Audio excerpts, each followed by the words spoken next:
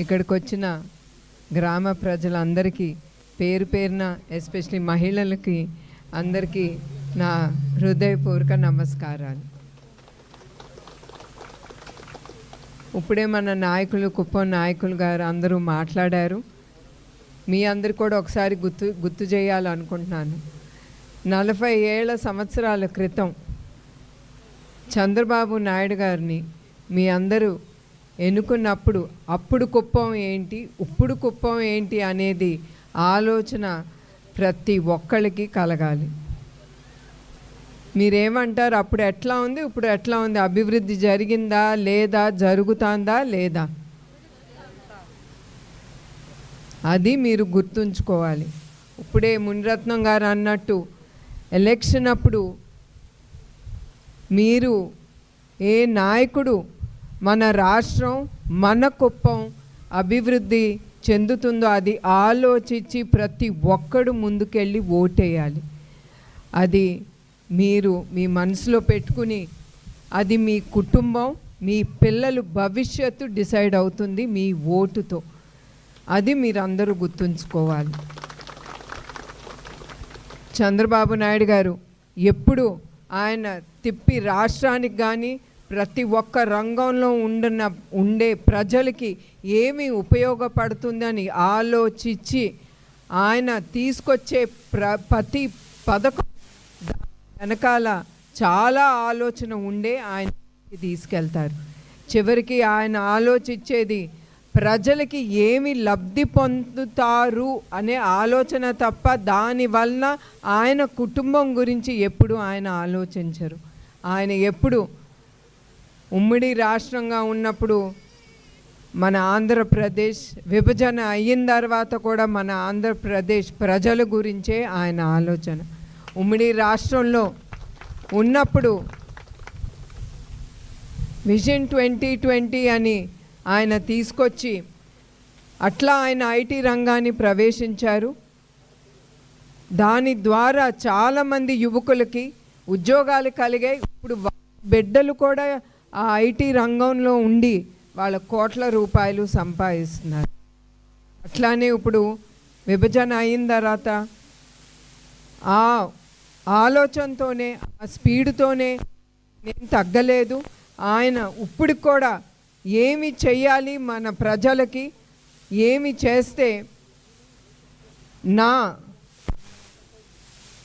నా రాష్ట్రానికి, నా ప్రజలకి ఏమి ఇస్తున్నాను అనే ఆలోచనతోనే ఆయన ముందుకి ప్రతి ఒక్కటి ఇచ్చి ఆయన ముందుకి తీసుకెళ్తున్నారు.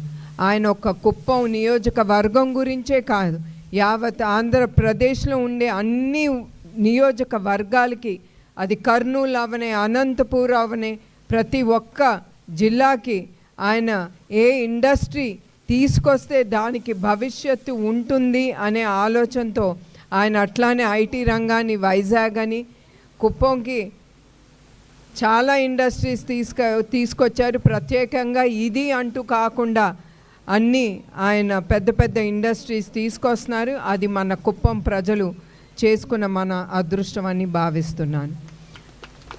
అట్లానే అనంతపూరు ఆటోమొబైల్ ఇండస్ట్రీగా, అట్లా ప్రతి ఒక్క నియోజకవర్గం ముందల యునైటెడ్ ఆంధ్రప్రదేశ్గా ఉన్నప్పుడు ఎప్పుడు ఆయన హైదరాబాద్ గురించే ఆలోచించి అప్పుడు ఒట్టి హైదరాబాద్ ఒక్కటే ముందుకెళ్ళింది.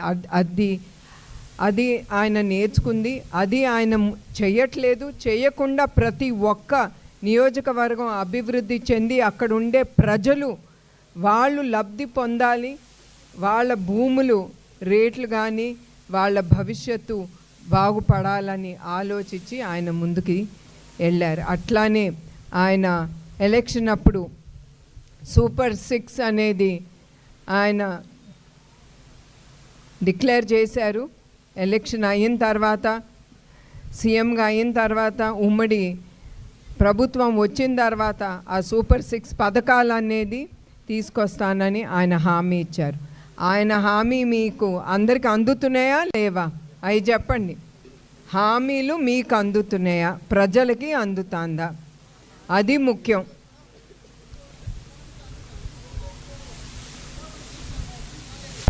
నీళ్ళు వస్తాయమ్మా. మీరు ఒక్క నీటి గురించి ఆలోచించటం కాదు, ఇంకా పెద్ద ఆలోచించాలి మనం. అర్థమైందమ్మా? అట్లానే ఎన్టీఆర్ భరోసా ద్వారా 39,846 మందికి 422 కోట్ల రూపాయలు ఖర్చు చేస్తుంది మన ప్రభుత్వం. అట్లానే దీపం పథకం కింద 1,433 గ్యాస్ కనెక్షన్లు మంజూరు చేశారు. తల్లికి వందనం ద్వారా 32,973 మందికి విద్యార్థులు 42.10 కోట్ల రూపాయలు లబ్ధి పొందుతున్నారు. స్త్రీ శక్తి మహిళలు 37.33 లక్షల ఉచిత బస్సు ప్రయాణాలు ద్వారా 27,853 ఉచిత ప్రయాణాలు జరుగుతుంది ప్రతిరోజు. అన్నదాత సుఖీభవ కింద 36,473 మందులు రైతులకి 67.0 కోట్ల రూపాయలు ప్రభుత్వం అందజేస్తుంది. అట్లానే అన్నా క్యాంటీన్, ఆకలి ఎక్కడ ఉండకూడదని ఆయన అన్నా క్యాంటీన్ అనేది పేద ప్రజలకి కోసం ఆయన ముందుకి తీసుకెళ్లారు. ముందలుండే ప్రభుత్వం ఏమి ఇచ్చిందని ఎవరైనా ఇప్పుడు మాట్లాడుతున్నారు. మీరు నోరిప్పితే వాళ్ళు ఊరుకునేవారు కాదు. మీరు నోరిప్పితే ఇవాళ ఉన్నారా, రేపు ఉంటారో లేదో మీకు తెలియని ఆ టైంలో మీ అందరూ అది మర్చిపోకూడదు. ఇవాళ మీ ప్రభుత్వం మీ గడప దొక్కుతాంది కనుక మీరు ఇట్లా మాట్లాడకూడదు. ఉండేది ఇంకా ఆలోచించి పెద్ద గురించి మీరందరూ ఆలోచించాలి. ఇప్పుడు ఆయన నీటి గురించి మాట్లాడుతున్నారు. అది ఆలోచించే 732 కిలోమీటర్లు ఒక కెనాలు శ్రీశైలం నుంచి కృష్ణమ్మ తల్లిని మన కుప్పానికి మన ప్రజల కోసం ఆయన తీసుకొచ్చారు. 3,600 కోట్ల రూపాయలు ఖర్చుతో. అది మనం మర్చిపోకూడదు. తద్వారా మన అన్నదాతలకి 6,000 ఎకరాలకి నీరు అందిస్తున్నారు. అట్లానే 4 లక్షల మందికి మంచి నీటి సరఫరా ఇస్తున్నారు. అది మనం మర్చిపోకూడదు. అట్లానే ఆ కృష్ణ జలాలు ద్వారా 110 చిన్న చెరువులు నిండినాయి. ఇంకా కూడా అక్కడితో అయిపోయిందని నేను అన్ను. ఇంకా కూడా 400 చెరువులు ఉన్నాయి నిండటానికి. తప్పకుండా అది చంద్రబాబు నాయుడు గారికి తెలియక కాదు, నేనే మాట్లాడుతున్నానంటే ఆయన ఇంకెంత ఆలోచనతో ఆయన ఉంటారో మీరు అర్థం చేసుకోవాలి. ఇప్పుడు మనం అందరం నీరు లేకుండా అందరం ఒక కుప్పమే కాదు, యావత్ భారతదేశం ఇలినో ఎదుర్కొంటుంది. దాని ద్వారా మనకి వర్షాలు ఈ సంవత్సరం ఎంతవరకు పడుతుందో మనందరికీ తెలియదు. మనం ఒట్టి వరుణ దేవుణ్ణి మనం ప్రార్థిద్దాం, ఆయన కనుకరించాలని నేను కోరుకుంటున్నాను.